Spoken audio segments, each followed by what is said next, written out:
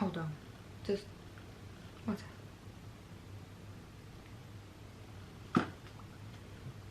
time. Okay.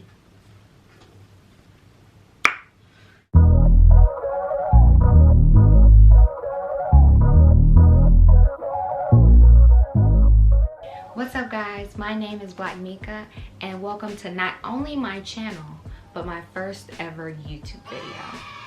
So excited. So excited! So excited! In this video, I'll be talking about the 5 things that can make or break the perfect girls trip. I get it, sis. You've been in the house for like 3 to 5 months, looking at the same people, eating the same food, and you even started going to the grocery store for entertainment, didn't you? Yeah, trust me, I understand.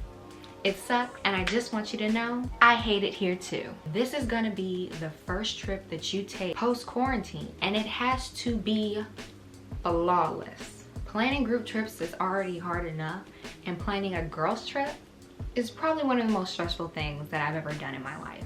So if you want to learn the simplest ways to plan the ultimate girls trip, just keep watching. Okay, so first things first. The best way to have the perfect girls trip is to have a team leader, or as I like to call them, the original. So I know what you're thinking. What the is an original? I'm glad you asked. The originals are basically the people whose idea it was to even plan the girls trip in the first place. Majority of the time, they've already taken on the responsibility of planning, organizing, and executing the trip. However, along the line, they realized it may or may not have been too expensive, or they just decided they wanted to invite some more people. So why do you want to be an original? Because they're going regardless. Don't matter how many people say yes or no to this trip, they're going no matter what you or anyone else said. Bye! So yeah. So our next step for planning the perfect girls trip is the part that everyone loves to hate, the invite list. I personally only have 4 rules when it comes to traveling with me. 1, they have to be willing to pay their own portion. For obvious reasons, if whoever you're trying to invite can't afford to go on a trip, do not invite them. It's pointless, it's gonna piss you off, and it's just gonna cause unnecessary drama. 2, they have to show up. If they can't show up to nothing free, don't invite them to anything that costs money. Please. 3, they of course have to have fun. Seems like a given, you'd be surprised.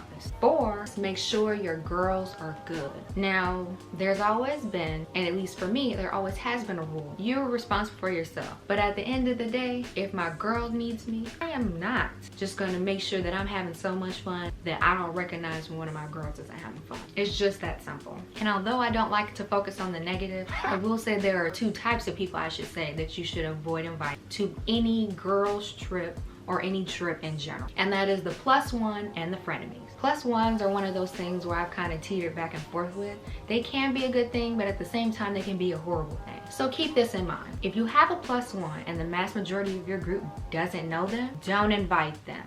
Unnecessary personality clashes, ain't got time for them. I'm on vacation. Relax. Frenemies, unfortunately, some of these still exist. Don't know why you're inviting them on the trip, but unless you want to get arrested in a foreign country and waste half of your vacation money on bail, I suggest you leave them at home.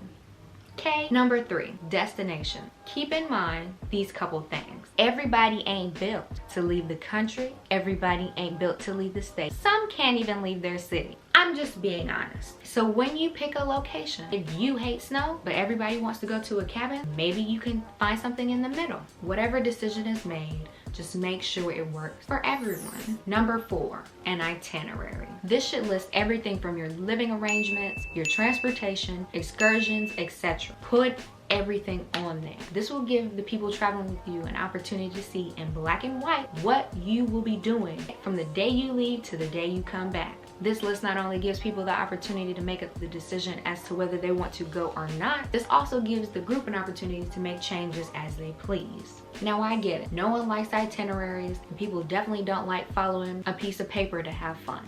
I get it, no one's saying you have to use it for everything. So let's say someone in your group doesn't want to go on, let's say, a safari or something. I don't know what y'all doing, but let's say 2 people don't want to go. Use that time, whoever doesn't want to go, factor something else out, so while you and your friends are on a safari, the others can go and do something else. Now I understand girls trips are supposed to be a together trip. That'll be their opportunity to bond individually. And it also keeps your group safe, so that way no one is ever alone or by themselves. Once you and your group have finally completed your itinerary and you understand exactly, or at least somewhat have an idea of what you want to do on your trip, now it is time to plan your budget. This is the part that always kills them. Just a little tip, be safe. If you're going overseas, I would suggest an emergency fund or a just in case fund. In case something happens to one of your girls, you're not scrambling for money. Or if you're one of those people who likes to invest in travel insurance, I would highly suggest doing that as well. We have reached the end of this video. Thank you guys so much for watching. If you like this video, go ahead and give it a thumbs up and subscribe to the channel for more content like this. You know you want to. Don't play yourself, sis. And before you go, let me know down in the comments how you plan the perfect girls trip, or a guy's trip, or just any trip at all. It really doesn't matter. And I'll see you guys in my next one.